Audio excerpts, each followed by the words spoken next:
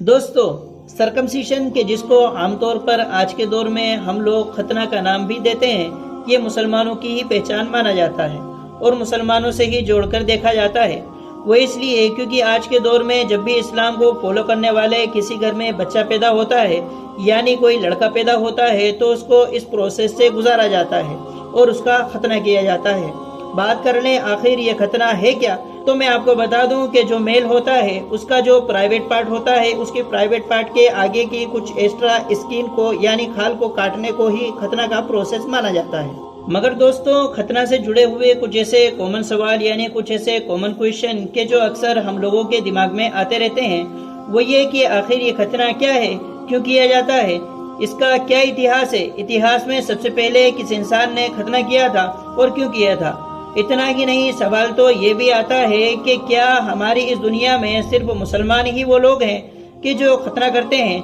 या फिर मुसलमानों के अलावा भी कोई और ऐसा धर्म है कि जिसके मानने वाले लोगों को खतना करना पड़ती है। तो चलिए आज की इस वीडियो में हम लोग इन्हीं सारे सवालों के जवाब जानने की कोशिश करते हैं।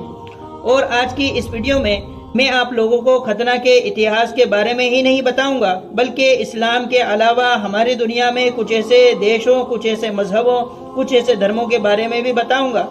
कि जिसके मानने वाले लोग आज तक खतना करते हैं और उनके यहाँ पर भी खतना का रिवाज पाया जाता है। आपको हैरानी तो उस वक्त होगी कि आप लोग दुनिया के कुछ ऐसे देशों के बारे में भी जानेंगे कि जहाँ पर मर्दों के साथ साथ औरतों का भी खतने का रिवाज पाया जाता है। तो चलिए बिना कुछ देरी किए हुए अपनी आज की इस वीडियो को शुरू करते हैं। यूएम चैनल के नॉलेजेबल फ्रेंड्स, सबसे पहले अगर आप बात कर लें इतिहास की, तो मैं आपको बता दूं कि वैसे तो खतना का इतिहास इतना ज्यादा पुराना है कि जिसकी शायद हम लोग उम्मीद भी नहीं कर सकते हैं। मगर फिर भी अगर आप लोग ऐतिहासिक किताबों को खंगालोगे और मुस्लिम किताबों की मदद लोगे, तो आपको पता चलेगा कि खतना का इतिहास सीधे तौर पर अल्लाह के एक मशहूर पैगंबर यानी प्रोफेट हजरत इब्राहिम अलैहिस्सलाम से जाकर जुड़ जाता है।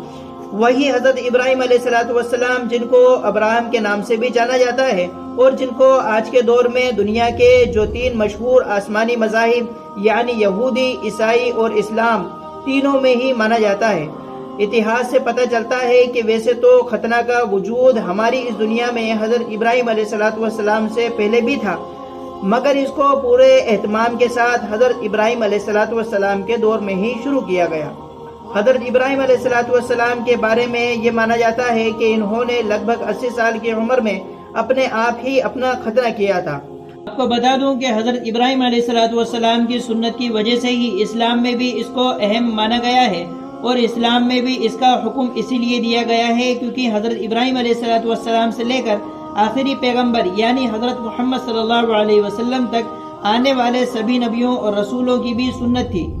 अब जाहिर है दोस्तों, जैसा कि मैंने आपको पहले ही बताया था और आप में से ज्यादातर लोग ऑलरेडी जानते होंगे कि हजरत इब्राहिम अलैहिस्सलाम को तो इस्लाम के साथ साथ यहूदियों, ईसाइयों में भी माना गया है और उनको बहुत ज्यादा रिस्पेक्ट दी जाती है। तो इसलिए जब ये इब्राहिम अलैहिस्सलाम की सुन्नत है यानी खतना करना, तो अब इस्लाम के साथ साथ यहूदियों में भी इसका वजूद पाया जाता है। यहूदी धर्म के लोग भी हमेशा से लेकर आज तक लगातार अपने बच्चों की खतना करते आए हैं,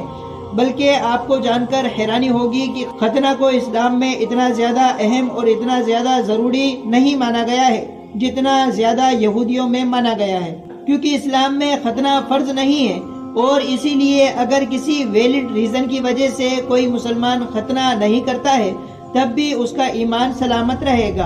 और तब भी वो मुसलमान रहेगा। मगर दूसरी तरफ यहूदियों में तो हर हाल में खतना को लाजिम ही माना गया है और इसीलिए हर यहूदी इंसान आपको खतना के साथ ही मिलेगा।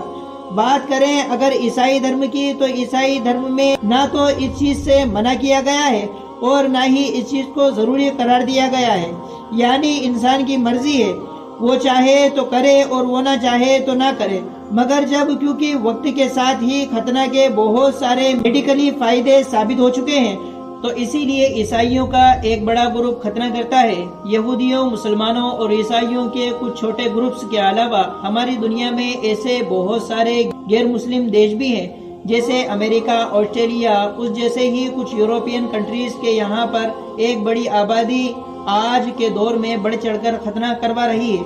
اور یہ سب کچھ اسی لیے ہو رہا ہے کیونکہ ختنہ کے جو فائدے ہیں یعنی میڈیکلی جو بینیفٹس ہیں ان کی لسٹ حد سے زیادہ لمبی ہو چکی ہے۔ ایون کچھ رپورٹ تو یہ بات تک کلیئر کر چکی ہے کہ ختنہ کروانے سے انسان کینسر جیسی بیماری سے تک محفوظ رہتا ہے۔ دوستو، عرب کے علاقے میں آخری پیغمبر یعنی حضرت محمد صلی اللہ علیہ وسلم سے پہلے بھی ختنہ کا رواج پایا جاتا تھا، تو اسی لیے کیونکہ وہاں پر حضور صلی اللہ علیہ وسلم سے پہلے بھی حضرت ابراہیم علیہ السلام کو حد سے زیادہ اہمیت دی جاتی تھی اور ان کو اپنے جد امجد مانا جاتا تھا، کیونکہ ان کے باپ داداؤں کی نسل ان کے مطابق حضرت ابراہیم علیہ السلام سے ہی چل کر آئی تھی، لہذا حضور صلی اللہ علیہ وسلم نے بھی اس کام کو جاری رکھا، بلکہ اس کو سنت قرار دیا کیونکہ یہ کام حضرت ابراہیم علیہ السلام نے کیا تھا۔ اس کے علاوہ بہت ساری ریسرچ کے بعد یہ بات سامنے نکل کر آئی ہے کہ فرعونوں کے دور میں مصر کے اندر بھی ختنہ کا رواج پایا جاتا تھا، یعنی کہ لوگ ختنہ کیا کرتے تھے۔ حالانکہ دوستو، اسلامک کتابوں میں کچھ ایسے پیغمبر یعنی کچھ ایسے پروفیٹ کا ذکر ملتا ہے کہ دراصل مختون یعنی ختنہ کیے ہوئے پیدا ہوئے تھے، یعنی جب وہ پیدا ہوئے تھے تو ان کی آلریڈی ختنہ کی ہوئی تھی۔ یہ پیغمبر کتنے تھے اور کون کون تھے، اس بارے میں اتہاس کاروں کی اور مسلم اسکالرز کی الگ الگ رائے پائی جاتی ہے۔ دوستو، ویسے تو اسلام میں ختنہ بچپن ہی میں کرا دیا جاتا ہے، یعنی ایک ایسی عمر میں جب انسان کو ان تمام چیزوں سے ریلیٹڈ کچھ زیادہ جانکاری اور کچھ زیادہ سمجھ نہیں ہوتی ہے۔ اس لیے یہ بھی کہا گیا ہے کہ اگر کوئی ایسا انسان کہ جو بالغ ہے اور وہ اسلام میں آنا چاہتا ہے یعنی اسلام کو قبول کرنا چاہتا ہے تو اس کے بعد اگر وہ اپنا ختنہ خود کر سکتا ہے تو ٹھیک ہے، اور اگر نہیں کر سکتا تو دوسرے سے کروانا ٹھیک نہیں ہے۔ اسی طرح سے اگر کوئی ایسا انسان اسلام میں آنا چاہتا ہے یعنی اسلام کو قبول کرنا چاہتا ہے کہ جو بوڑھا ہو چکا ہے اور کمزور ہو چکا ہے اور اس کے اندر ختنہ کرنے کی طاقت نہیں ہے، تو ایسے انسان کو بھی ختنہ نہ کرنے کا ہی اسلام حکم دیتا ہے۔ ان تمام چیزوں سے الگ ہٹ کر آپ کو جان کر شاید حیرانی ہوگی کہ ہماری دنیا میں ایسے علاقے یا پھر یوں کہیے کہ کچھ ایسے دیش بھی ہیں کہ جہاں پر آج کے دور میں عورتوں کی بھی ختنہ کا رواج پایا جاتا ہے، اور ان علاقوں میں بھی خاص طور پہ سب سے اوپر نام مصر کے ساتھ ساتھ کچھ افریقین کنٹریز کا بھی آتا ہے۔ فی الحال دوستو، آج کی اپنی اس ویڈیو کو ہم یہیں پر ختم کرتے ہیں۔ ویڈیو پسند آنے پر اپنی قیمتی رائے کومنٹ باکس میں ضرور دیں، ویڈیو کو لائک کریں، اپنے دوستوں کے ساتھ شیئر کریں، اور اسی طرح کی نالجیبل اور ہسٹوریکل اور اسلامک ویڈیو حاصل کرنے کے لیے ہمارے چینل کو سبسکرائب ضرور کریں۔ ملتے ہیں اگلی ویڈیو میں، تب تک کے لیے فی امان اللہ۔